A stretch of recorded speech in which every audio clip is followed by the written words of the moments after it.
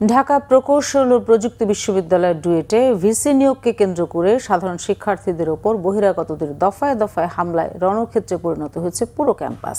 সংঘর্ষে সাংবাদিক সহ অন্তত 10 শিক্ষার্থী আহত হয়েছেন। সকাল 10টার দিকে বিশ্ববিদ্যালয়ের শহীদ মিনার চত্বর থেকে ত্রিমুখী সংঘর্ষের সূত্রপাত হয়। আহত কয়েকজনকে স্থানীয় হাসপাতালে ভর্তি করা হয়েছে বলে জানিয়েছেন শিক্ষার্থীরা।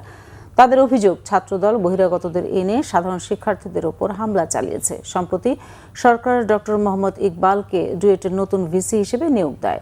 প্রজ্ঞাপন জারির পর থেকে এই নিয়োগ প্রত্যাখ্যান করে আসছে বিশ্ববিদ্যালয়ের শিক্ষার্থীরা। গত বৃহস্পতিবার রাত থেকে নিয়োগ বাতিলের দাবিতে তারা ধারাবাহিক বিক্ষোভ কর্মসূচি পালন করছে। পূর্ব ঘোষিত কর্মসূচির অংশ হিসেবে রবিবার সকালে নবনিযুক্ত ভিসিকে লাল কার্ড দেখানোর কর্মসূচি পালন করে শিক্ষার্থীরা। ছাত্রদল ও বহিরাগত বিএনপির নেতৃত্বে নবনিযুক্ত ভিসি ডক্টর মোহাম্মদ ইকবালকে ক্যাম্পাসের গেট ভেঙে ক্যাম্পাসে ঢোকানোর চেষ্টা করলে সংঘর্ষের সূত্রপাত। এ সময় সংবাদ সংগ্রহকালে সাংবাদিকদের ওপরও হামলা করে তারা।